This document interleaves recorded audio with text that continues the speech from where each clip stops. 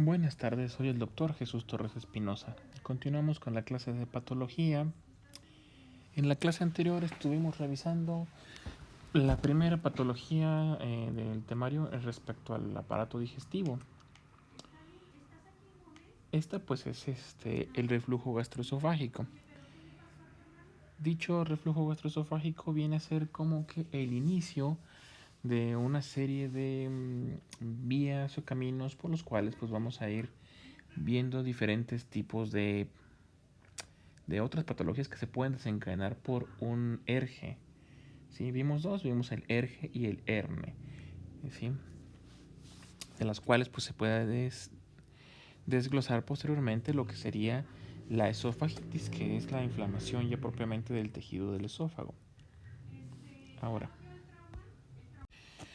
la primera que vamos, ayer vimos algunas imágenes de tipo endoscópico, en las cuales se observan obstrucciones por masas, vimos ulceraciones, vimos las estenosis en el conducto esofágico. Dichas patologías pues son entidades por sí mismas que pues merece la pena ir analizando una por una. Ahora hay que analizar una en particular que va a ser la acalasia. ¿Sí? ¿Sí? La acalasia, así se escribe como está aquí arriba. Esta acalasia es otra enfermedad del esófago, no precisamente relacionada con el ERGE, pero pues resulta que comparte con otras patologías un síntoma en particular, la disfagia. La disfagia pues es la dificultad que hay para tragar alimentos, que vamos a encontrar presente en varias patologías, como la calasia, como la estenosis, en algunos casos graves de esofagitis por reflujo en un ERGE, en los cánceres, en los espasmos esofágicos difusos y algunas otras patologías que nos pueden dar el mismo problema. 600. La acalasia, primero, como en todas las otras patologías que vamos a revisar, hemos quedado que vamos a usar los mismos términos para ir avanzando con las patologías. Entonces, lo primero es la definición. ¿Qué es en sí la acalasia? La acalasia va a ser un trastorno motor primario esofágico. Esto quiere decir que va a ser una alteración de la peristalsis y del tono muscular del esófago, que puede estar dado por lesiones hacia los nervios del esófago, ¿sí? Tiene como característica que va a haber una afectación selectiva de las neuronas motoras, vamos a irlo marcando, de las neuronas motoras que van a inhibir el plexo mientérico local, principalmente en el tercio inferior y cerca del esfínter esofágico inferior. Entonces, ¿esto qué nos va a provocar? Que se disminuya la peristalsis del esófago. Pues un vaciamiento anormal. Se va a vaciar más lentamente el esófago y va a haber una aperistalsis, o sea que no va a haber peristalsis. El esófago no va a dar movimientos de propulsión para bajar los alimentos hacia el estómago, ¿sí? Esto también puede provocarnos una relajación incompleta del esfínter esofágico inferior, ¿sí? Esto va a provocarnos una obstrucción meramente funcional, o sea, por la alteración del nervio, hacia lo que sería la región de la unión gastroesofágica o región cardial en la peristalsis que se presenta en el cuerpo. Entonces, esto nos puede estar generando un paciente que va a tener regurgitaciones, pero no tiene datos como los que tendría un paciente con ERGE. Vamos a ir viendo más adelante los síntomas. Un poco de epidemiología, otro de los casos que les dije que teníamos que estar revisando. Primeramente tiene una incidencia de 0.4 a 1 caso por cada 100.000 personas. Es una incidencia relativamente baja, ¿sí? En algunos casos puede subir a una prevalencia hasta de 10 casos por cada 100.000 habitantes. No tiene preferencia por ningún sexo, se presentan a ambos sexos. Normalmente pues encontramos que se presenta a cualquier edad, aunque particularmente afecta a personas entre los 40 y 50 años. No hay otros factores, además de estos epidemiológicos, que nos presenten la enfermedad de la acalasia. Ahora, la acalasia la hemos clasificado en dos tipos hasta el momento, ¿sí? Estos son por su etiología. Tenemos una etiología de tipo primario o idiopático, en la que no conocemos. Recuerden que cualquier cosa que diga idiopático quiere decir que no se sabe qué es lo que provocó dicha patología. Entonces, aunque sea idiopática, algunas teorías sugieren que hay una inflamación crónica del plexo mentérico que acabo de mencionar hace un momento, secundario a lo que sería una infección de tipo viral o algún otro tipo de factor ambiental que nos esté provocando la destrucción del dicho plexo mentérico, ¿sí? Lo cual nos lleva a la destrucción de las células inhibitorias de los ganglios del plexo mentérico, lo que nos va a generar ese incremento de tono en el esfínter esofágico inferior, lo que nos genera ya la calasia idiopática. Pero nos es imposible, una vez ya presente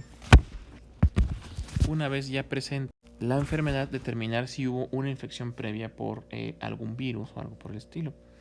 Hay algunas teorías más que proponen, o causas que se proponen, que originan esta disfunción de las motoneuronas. Incluyen degeneración neuronal, como en pacientes diabéticos, infecciones virales, factores genéticos o enfermedades hereditarias y enfermedades autoinmunes, ¿sí? Pero no se ha determinado algún tipo de mecanismo por el cual podamos relacionar estos factores directamente como las causas de esta patología. El segundo tipo es la secundaria, que resulta de enfermedades. Aquí sí tenemos una causa directa identificable, ¿sí? Algunas enfermedades tanto sistémicas, ¿sí? O condiciones esofágicas en sí, que ya podemos ir analizando cómo es que provocan esto. Dentro de las condiciones del esófago destacan dos. Una, que es la enfermedad de Chagas, es una enfermedad de tipo más que nada tropical parasitaria, y otros procesos neoplásicos, o sea, algunos tipos de cáncer. Hay quien considera la acalasia como una condición premaligna, ¿sí? Entonces vamos a ir viendo una por una de las diferentes causas de acalasia. Tenemos primero la primera causa, un tumor maligno. ¿Qué tipo de tumor maligno? Carcinomas de estómago, de esófago, de pulmón, de páncreas, de hígado, de colon, de próstata, linfomas o mesoteliomas. Prácticamente cualquier tipo, o al menos los más comunes de los cánceres, son capaces de producirnos esta acalasia como manifestación. Luego tenemos la enfermedad de Chagas. Es una parasitosis principalmente de regiones tropicales, provocada por la picadura de una chinche que se le llama chinche besucona. Más adelante pues les mostraré algunas imágenes para que veamos más a fondo esta patología. Luego tenemos algún síndrome neuropático crónico de pseudoobstrucción intestinal. Un paciente que ha tenido varios problemas ya abdominales que han dificultado el tránsito intestinal, por lo tanto de ahí se puede originar esta neurodegeneración del plexo emientérico. Gastroenteritis de tipo eosinofílica. Una gastroenteritis en la cual demostramos que hay inflamación con acumulación de eosinófilos en el tejido estomacal. Luego tenemos un trastorno neurodegenerativo con cuerpos de Lewy, como por ejemplo en el Parkinson, ¿sí? Pacientes con amiloidosis o otro tipo de acumulación de una sustancia no procesable en el organismo en diferentes partes del organismo. Una postvagotomía, como en los pacientes que tenemos con algún tipo de gastritis ya diagnosticada o úlceras que no ceden al tratamiento. Entonces se requiere una vagotomía, lo cual nos puede generar también una acalasia. Un tratamiento nos genera la patología.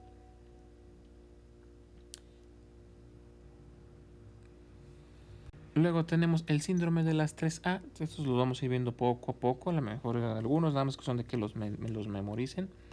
Que en este caso son acalasias asociadas a alacrimia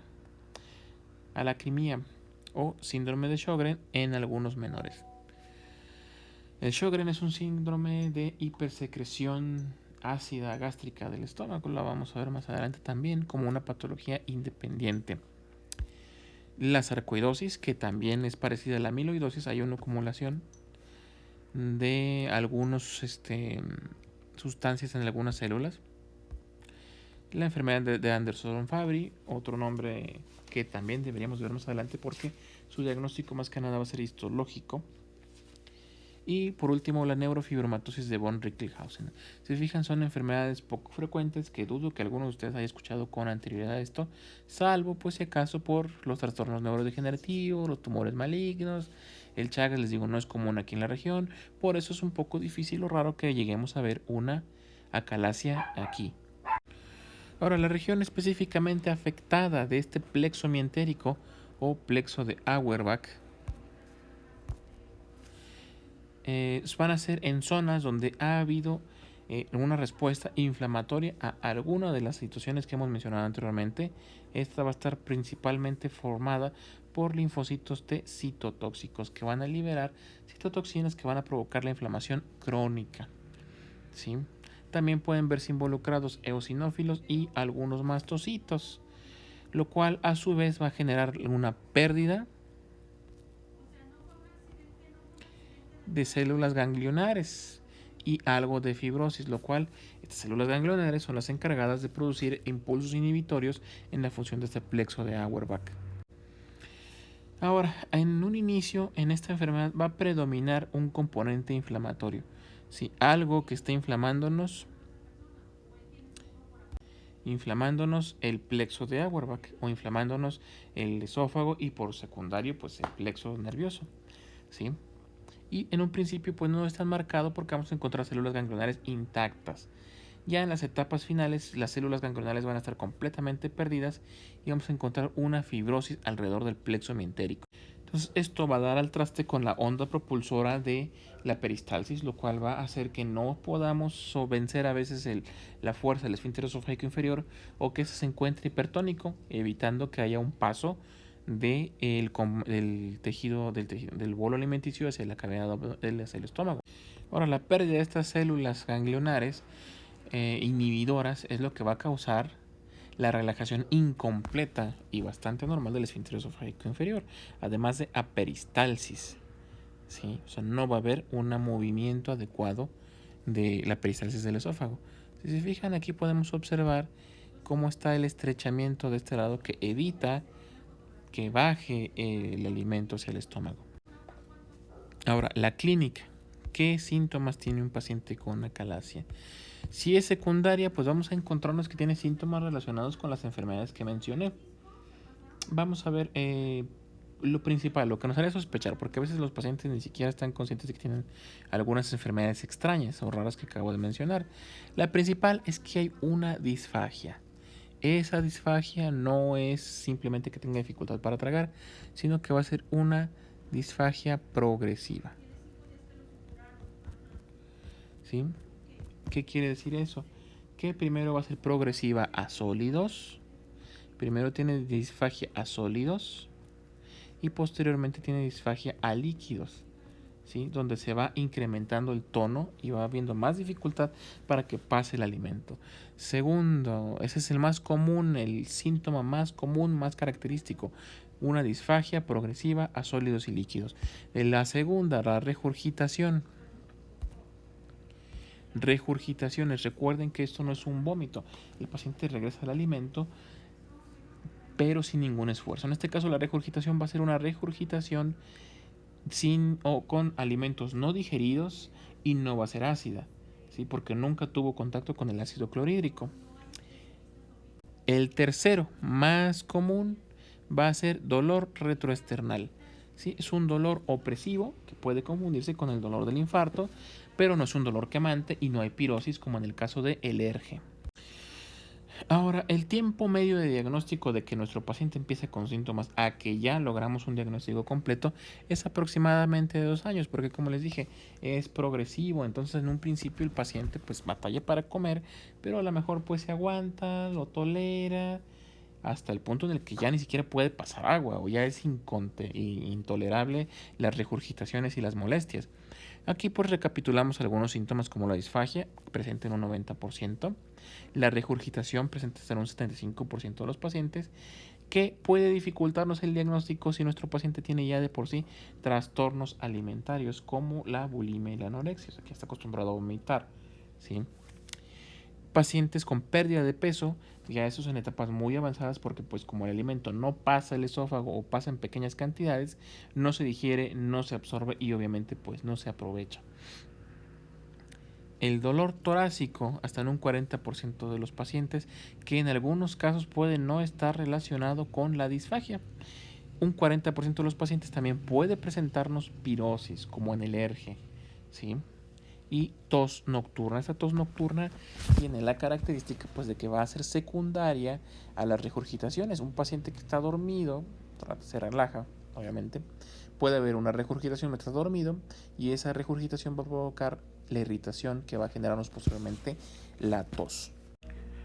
La tos, ¿sí? Es un síntoma, podríamos decir que es atípico, pero aún así sí está presente y nos puede servir para pensar que nuestro paciente pues tiene una acalasia. Obviamente, si es una acalasia secundaria, estaríamos pensando en enfermedades graves que es necesario investigar y tratar en nuestro paciente. El diagnóstico. ¿Cuál es el diagnóstico? ¿Cómo vamos a diagnosticar esta enfermedad? Primero es hacer una radiografía. No es una radiografía común y corriente, sino que se llama serie esófago gastroduodenal. Aquí le abrevian como EGD. Esófago gastroduodenal.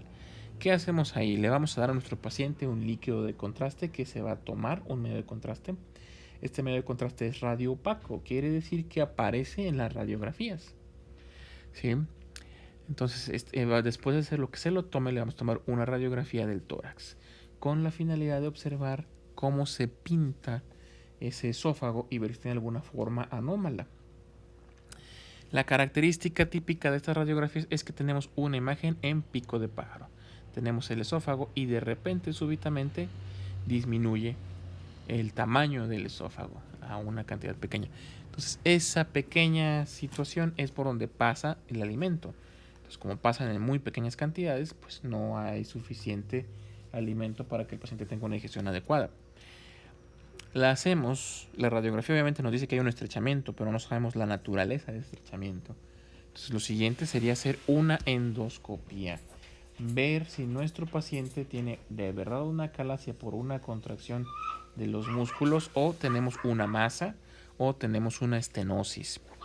Lo siguiente sería hacer una manometría, que dicha manometría pues, es una medición de la presión que hay en ese conducto esofágico y si está muy elevada, esta es una radiografía simple de tórax en la cual pues no vemos exactamente el esófago. El esófago se confunde ya que se encuentra sobre la línea media con tanto vértebras como con la tráquea como con el corazón, todo se ve empalmado. Entonces por eso requerimos el contraste para poder ver específicamente dónde está el esófago. Aunque igual en un paciente como es el caso que tenga una disfagia ya severa, una acalasia avanzadita, pues se puede ver una dilatación del mismo esófago, ¿sí? La flecha marca precisamente una dilatación de esa forma. Quiere decir que hay alimento retenido que está provocando distensión de este esófago. Y aquí tenemos una serie esófago gastroduodenal. Precisamente donde observamos el punto donde se dificulta ya el paso del contraste, que es aquí, casi siempre es en la unión gastroesofágica. Entonces ahí está el problema, ahí está el incremento en la presión del esfínter esofágico inferior que evita el paso del alimento a través del esófago. Aquí tenemos aquí hay otra imagen, ¿sí? Eso sería la imagen en pico de pájaro que les digo, donde se evita, ya no pasa el alimento hacia el estómago. El estómago estaría abajo, ¿sí? Es la técnica más utilizada para diagnosticar a nuestros pacientes con acalasia. Ya en base a esto, pues trabajaríamos en el tratamiento. Ese tratamiento pues, lo vamos a ver en la próxima clase. Por hoy esto sería todo. Continuamos la próxima con acalasia.